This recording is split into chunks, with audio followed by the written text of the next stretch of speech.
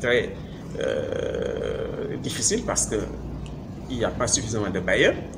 Ouais. Donc ce qui fait que donc là, cette rencontre va nous permettre d'abord de redéfinir qui est société civile.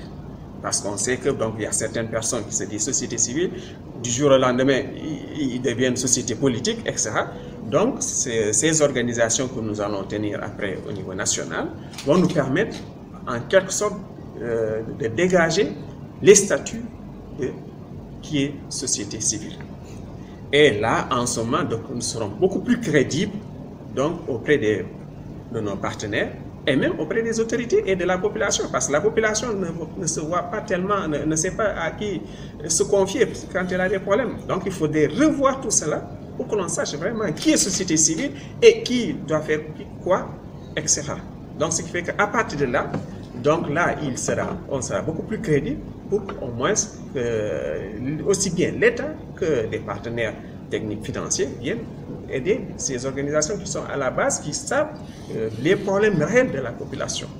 Bien sûr, donc c'est un combat qui ne sera pas facile, bien sûr, comme vous le dites.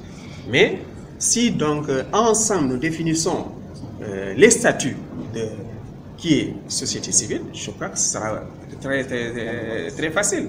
Donc dès que vous déviez, donc vous ne respectez pas les statuts, donc vous êtes exclu immédiatement. Donc là, je crois que si on arrive vraiment à dégager les statuts des organisations de la société civile, donc là, c'est très simple. On pourra savoir qui est société civile et qui ne l'est pas. Donc voilà. C'est-à-dire que si ensemble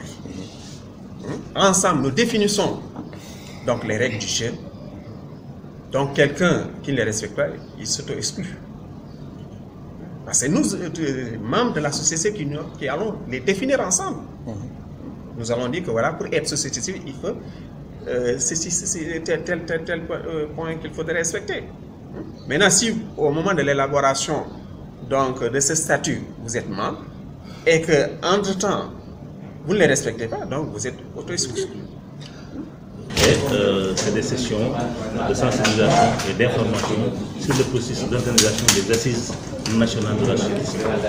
C'est des sessions qui regroupent dans chaque région une multitude d'acteurs. Ce sont les ONG, les mouvements émergents, les femmes, les jeunes, les différentes catégories sociales, dont les personnes handicapées, les représentants des jeunes, etc. Mais c'est des sessions qui visent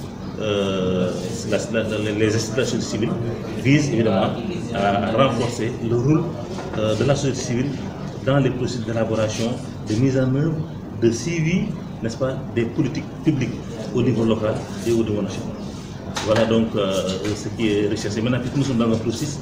Aujourd'hui, la session de Saint-Louis, c'était juste pour consolider les TDR et mettre en place un comité régional de suivi et de coordination. Nous voulions que les TDR soient des TDR de niveau national, qui prennent en compte les préoccupations du niveau national. Et pour cela, il faudrait quand même que dans chaque région, que les gens disent que moi, il y a des spécificités de ma région qui sont de dimension nationale, qui ne sont pas prises en compte dans les TDR.